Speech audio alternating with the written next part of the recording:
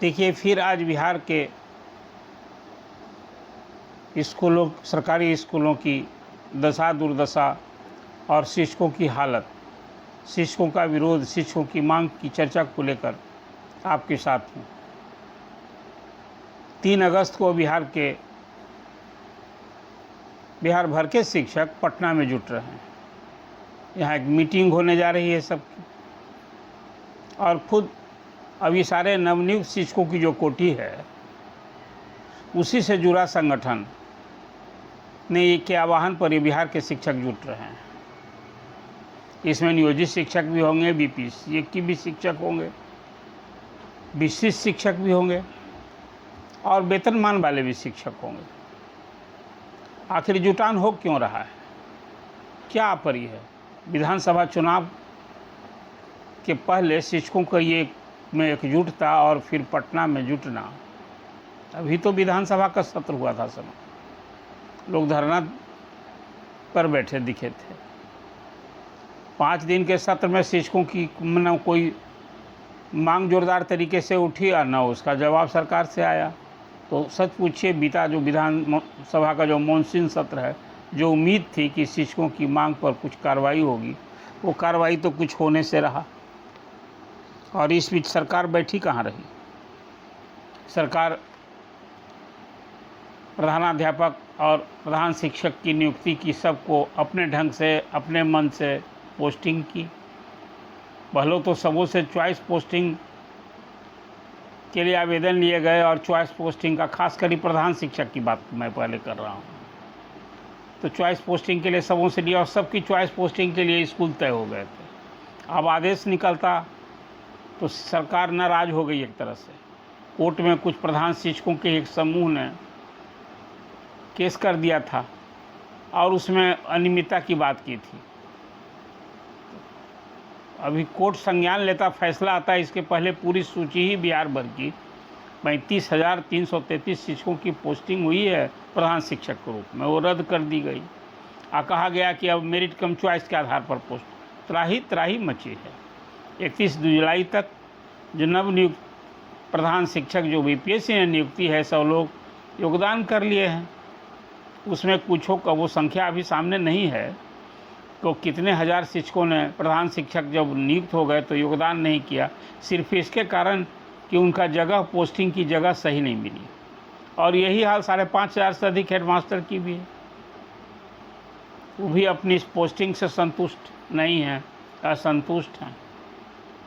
और अपनी पोस्टिंग से असंतुष्ट शिक्षकों के लिए विभाग के एसीएस ने एक राह निकाली थी कि भाई आप सबकी चॉइस पोस्टिंग होगी, समस्या है, पोस्टिंग से असंतुष्ट हैं तो आवेदन दीजिए। तो 1,90,000 शिक्षकों के आवेदन लिए गए। जो उसका निस्तारण हुआ, जो उसका हश्र हुआ, जो उसका नतीजा आया, वो आपके सामने है। उसकी चर्चा क्या करूँ मैं?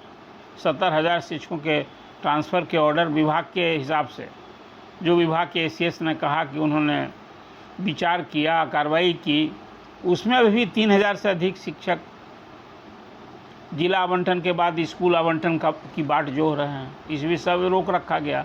मैंने ट्रांसफ़र पोस्टिंग की वो कार्रवाई, जो ऐच्छिक स्थानांतरण की कार्रवाई हुई थी, वो जो हुआ सो हुआ, नहीं हुआ सो सब लंबित हो गया। अब तो उस ट्रांसफ़र पोस्टिंग के कारण जो एक समस्या विभाग के सामने आ पड़ी है, जो सरकार मान रही है, विभाग मान रहा है कि शिक्षकों की कमी हो गई है बहुत सारे विद्यालयों में। तो शिक्षकों की कमी दूर करने के लिए अब एक बड़ा अनोखा उपाय किया गया है। वो उपाय ये है कि अब डेप्यूटेशन से काम चलाएंगे। सबको 6-6 महीने के लिए भी डेप्यूटेशन करेंगे। मतलब चुनाव बीत जाएगा। ये चुनाव की एक दवा है कि चुनाव में अभी शिक्षकों की कमी हो गई है, तो समीप के विद्यालय से अभी डेप्यूटेशन, उसका आकलन अभी 1 तारीख से ही सभी डीओ को कहा गया है कि आप ज़रा आकलन कीजिए कि किस स्कूल में छात्र के अनुपात में शिक्षक अधिक हैं और कहाँ कम है, कहाँ विषयवार शिक्षकों की कमी है।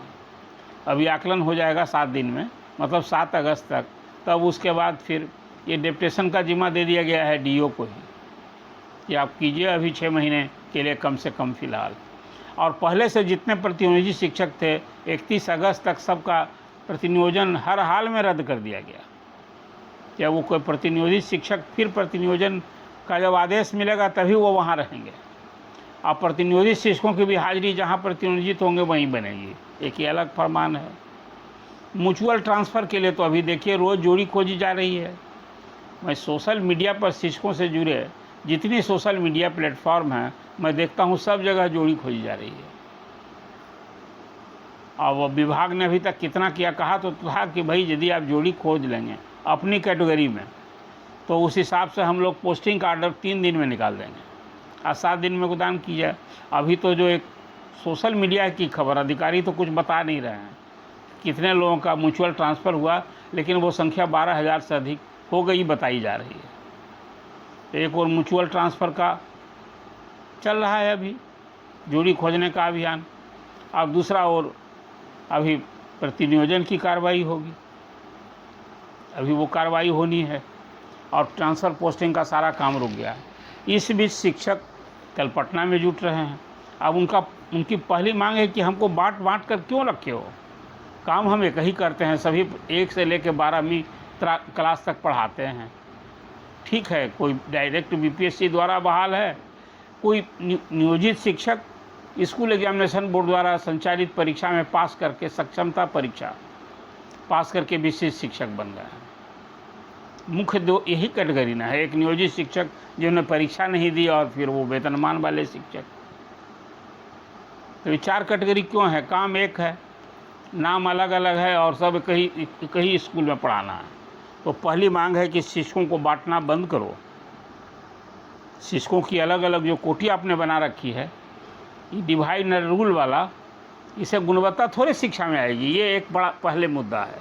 दूसरा मुद्दा है एक समान विद्यालय तो एक समान कोटी होनी चाहिए, एक समान काम तो एक समान वेतन होना चाहिए। जब सब क्लास 1 से 12 तक पढ़ा ही रहे हैं तो कोई विशिष्ट योग्यता, जो नियोजित शिक्षक 12-15 साल से काम कर रहे हैं तो पढ़ाने की दक्षता तो उन्होंने थे ही, तभी तो आप उनको सेवा में रखे हुए थे। अब एक परीक्षा ली आपने, सक्षमता परीक्षा, तो विशिष्ट हो गए तो पुरानी नौकरी गायब हो गई। अब वो वेतन संरक्षण का युद्ध लड़े, अब वेतन सेवानिवृत्ता का युद्ध लड़ रहे हैं और सब कोई मार्च में और कोई जनवरी में बने हैं विशिष्ट शिक्षक। अभी तो सब लोग इंक्रीमेंट जोड़ रहे हैं, कोई 1 जनवरी से, कोई 1 जुलाई से। और जहाँ Tier 1 Tier 2 वाले हैं उनको कम से कम अब 3 इंक्रीमेंट तो मिल चुका है। तो सेवा अवधि के हिसाब से कहिए तो सीनियर तो हो ही गए हैं बीपीएससी वाले। भले आपने सेवानिवृत्ता का लाभ दिया और सरकार ने फरमान जारी किया कि नहीं विशिष्ट शिक्षक ही जहाँ हैं वही विद्यालय में प्रभार रहे हैं, तो एक तो स्थिति आपने ख़त्म कर दी। आज ही मैं एक और बात देख रहा था कि शिक्षा मंत्री की ओर से एसीएस को एक पत्र लिखा गया है, ये विभाग में इसको कहिए चिट्ठी, सरकारी चिट्ठी, वो लिखा गया है कि भाई बहुत सारे हेडमास्टर और प्रधान शिक्षक शिक्षा मंत्री से मिले हैं और लोग कह रहे हैं कि भाई हमारी पोस्टिंग से तो हमें कठिनाई है, हम नौकरी नहीं कर सकते हैं। अब कहाँ हम, खासकर महिलाओं के बारे में ये ज़्यादा ही शिकायत है। 35% ना महिला चुनी गई हैं प्रधान शिक्षक और सब जगह आरक्षण भी लागू हुआ है, तो उनकी परेशानी ज़्यादा हो रही है। और देखिए, मैं फिर मानता हूँ, मेरा अपना ये दृढ़ मत है कि शिक्षक की नौकरी कोई दूसरे सरकारी कर्मचारियों की नौकरी नहीं है कि जिसको जहाँ पाए पोस्ट कर दिए। ये छात्रों के साथ उसकी आत्मीयता होनी चाहिए, भाषा, बोली, रंग, जो उस इलाके का सब कुछ होता है। शिक्षक जब तक आत्मीयता नहीं होगी तो फिर वो छात्रों को पढ़ाने में दिक्कत होगी। तो शिक्षक को तो सच पूछिए उनके घर के समीप, गृह प्रखंड में दीजिए, गृह अनुमंडल में दीजिए, गृह जिला में दीजिए, उनके समीप, गृह प्रखंड के समीप कोई ऑप्शन लीजिए खंड का और वहाँ पोस्टिंग कीजिए, तभी वो डिलीवर। और प्रधान शिक्षक और प्रधानाध्यापक जो बने हैं 8 वर्ष की कम से कम कार्य अनुभव पर आपने बनाया है, तब वो सब तो 40-45 से पार वाले लोग हैं। कोई 45-50 वाले लोग जब हेडमास्टर है तो सब लोग का एक पारिवारिक अलग दायित्व हो गया। अब वो यंग अवस्था में नहीं है, तो उनकी पोस्टिंग जहाँ आपने की है वो वहाँ विद्यालय पर ज़्यादा ध्यान दें कि परिवार की चिंता में डूबे रहेंगे, ये एक बड़ा सवाल है। इसलिए मैं ये मानता हूँ कि शिक्षक जो पहले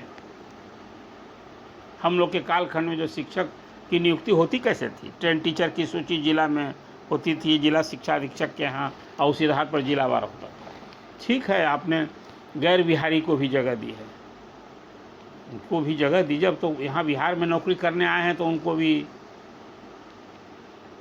सुविधा मिलनी चाहिए उनको, कि हाँ उनकी सुविधा दीजिए, उनके आवासन की सुविधा दीजिए।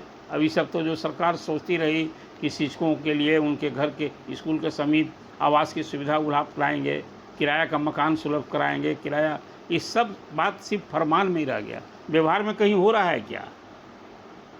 तो अभी शिक्षा मंत्री की बात कर रहा था। शिक्षा मंत्री से जब प्रधान शिक्षक और हेडमास्टर का शिष्टमंडल कई मिला तो संज्ञान लिया है शिक्षा मंत्री ने, और शिक्षा मंत्री की ओर से ACS को, डॉक्टर एस सिद्धार्थ को एक चिट्ठी लिखी गई है और कहा गया है कि भाई जो ये शिक्षक परेशान है, असंतुष्ट हैं पोस्टिंग से, इन पर भी आप ध्यान दीजिए।